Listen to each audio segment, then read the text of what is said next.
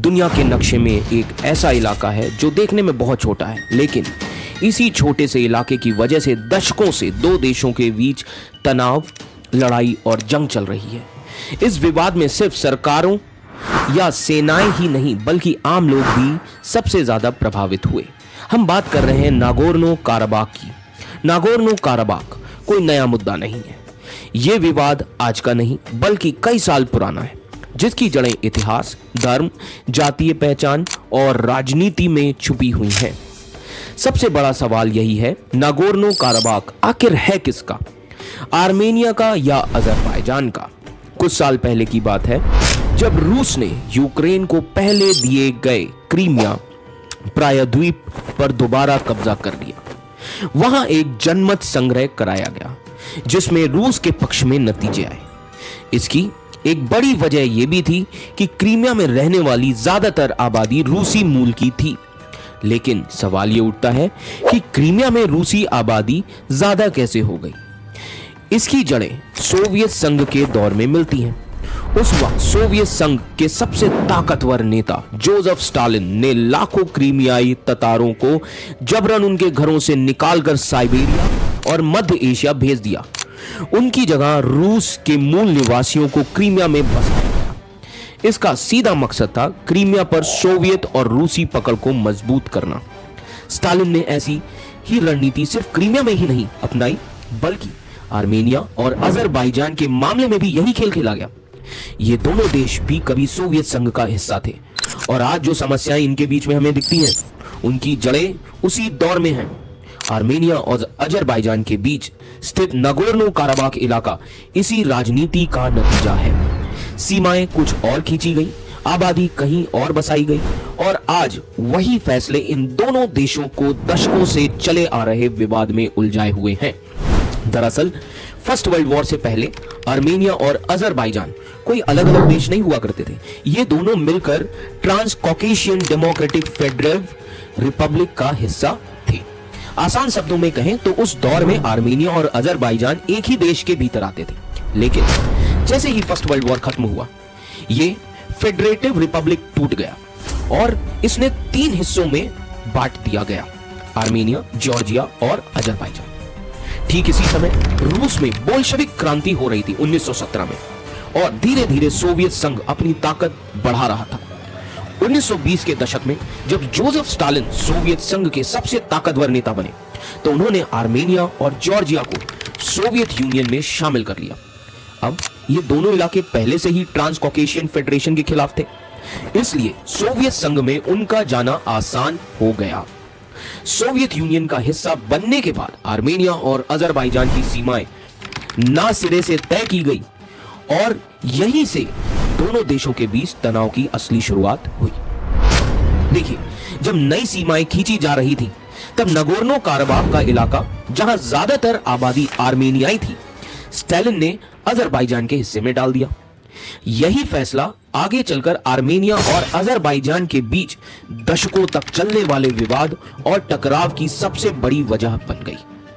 दरअसल अजरबैजान एक मुस्लिम देश है, जबकि आर्मेनिया एक ईसाई देश है। नागोर्नो काराबाख में बहुसंख्यक आबादी आर्मेनियाओं यानी ईसाइयों की है। लॉजिक रूप से इस इलाके को आर्मेनिया में होना चाहिए था, लेकिन मुस्लिम मेजॉरिटी वाले अजरबैजान ने इसे डालकर स्टालिन ने एक ऐतिहासिक जंग की बुनियाद डाल दी। जानकार ये भी बताते हैं कि इसके पीछे स्टालिन की सोची समझी साजिश थी। उसकी मंशा ये थी कि ये छोटे देश आपस में लड़ते रहेंगे तो सोवियत संघ के लिए कभी चुनौती नहीं बन सकेंगे। ये स्ट्रैटेजी थी स्टालिन की।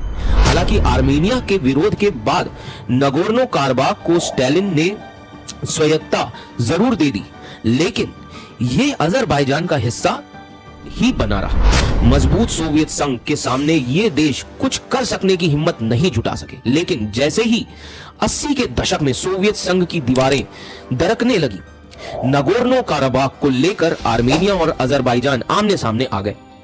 1988 में इस इलाके में सिविल वॉर छिड़ा, जिसमें दोनों जातीय समुदाय आपस में लड़ने लगे। यह प्रथम नागोर्नो काराबाख युद्ध कहलाता है।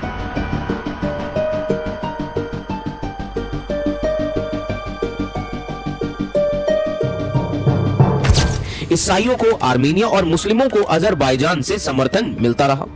नगोर्नो काराबाख की संसद ने आधिकारिक तौर पर खुद को आर्मेनिया का हिस्सा बनने के लिए वोट किया, लेकिन नगोर्नो काराबाख की अजरबैजानी आबादी ने इस नतीजे को खारिज कर दिया। और जैसे ही सोवियत संघ का विघटन नजदीक आया, जातीय आर्मेनियाई और जातीय अजरबैजानियों के बीच तल्खियां तेजी से बढ़ने लगी और वे हिंसक हो गए। अजरबैजान इसके लिए आर्मेनिया को जिम्मेदार ठहराता रहा, लेकिन 1991 में जैसे ही सोवियत संघ टूटा, अजरबैजान के साथ साथ नगोर्नो काराबाख ने भी अपनी आजादी का ऐलान कर दिया। फिर 1992 का साल आया जब आर्मेनिया और अजरबैजान खूनी लड़ाई में कूद पड़े। इसमें हजारों लोगों को अपनी जान गंवानी पड़ी, लाखों लोग बेघर हुए।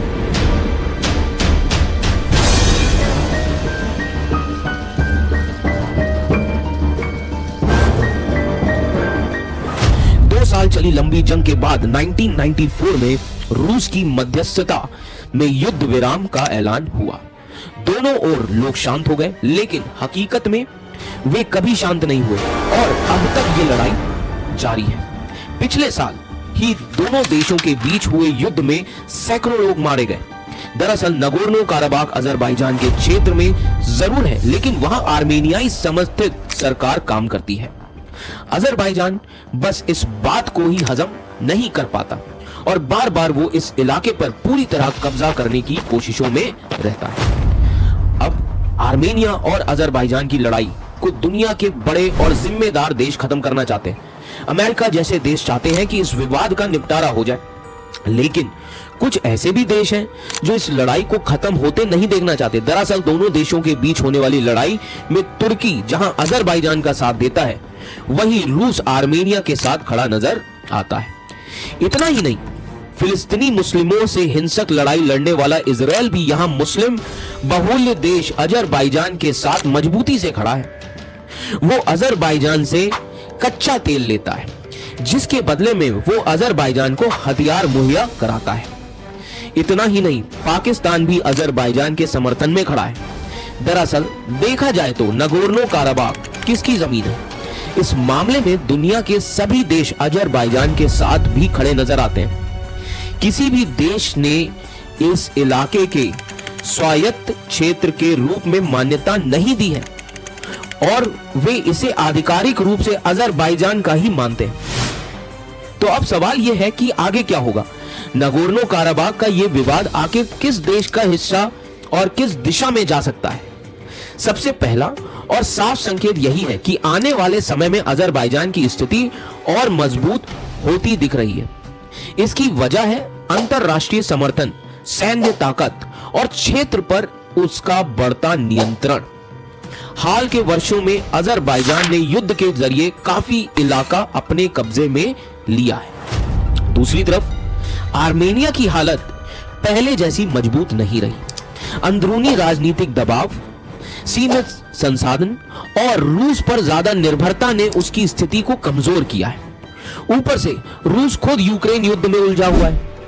ऐसे में आर्मेनिया को वैसा खुला समर्थन मिलना अब मुश्किल हो सकता है। सो भविष्य का रास्ता यह हो सकता है कि नगोर्नो काराबाख पूरी तरह अजरबैजान के नियंत्रण में चला जाए और वहां रहने वाले आर्मेनियाई लोगों को या तो अजरबैजान की शर्तों पर रहना पड़ेगा या फिर इलाका छोड़ना पड़ेगा। यह स्थिति मानवीय संकट को और गहरा कर सकती है। दूसरा रास्ता यह है कि अंतरराष्ट्रीय दबाव के चलते दोनों देश किसी राजनीतिक समझौते पर पहुंचे, जिसमें सीमाओं, सुरक्षा और स्थानीय लोगों के अधिकारों को लेकर कोई बीच का रास्ता निकाला जाए। लेकिन इतिहास को देखते हुए ऐसा समझौता टिकेगा या नहीं, इस पर सवाल बने रहते हैं। तीसरा और सबसे खतरनाक रास्ता यह है कि अगर बड़े देश खुलकर इस लड़ाई में कूद पड़े तो यह विवाद सिर्फ दो देशों का तक सीमित न रहकर बल्कि एक बड़े क्षेत्रीय संघर्ष में बदल सकता है, खासकर जब तुर्की और रूस जैसे देश इसके इर्द गिर्द खड़े हों। कुछ मिलाकर देखा जाए अगर, तो नागोर्नो काराबाख का जो विवाद है सिर्फ जमीन की लड़ाई नहीं है, यह ताकत, पहचान और अंतरराष्ट्रीय राजनीति का खेल है। और जब तक बड़े देशों के हित इससे जुड़े रहेंगे तब तक इस विवाद का पूरी तरह खत्म होना आसान नहीं लगता है। तो इसी के साथ मैं इस डॉक्यूमेंट्री को समाप्त करता हूं। आशा करता हूं आपको पूरा जो ये मुद्दा है नगोर्नो कराबाख का, इसके थ्रू समझ में आ गया होगा। और ऐसे ही रोमांचक डॉक्यूमेंट्रियों को देखने के लिए सब्सक्राइब करें हमारे चैनल लेगेसी आईएएस एकेडमी को। धन्यवाद।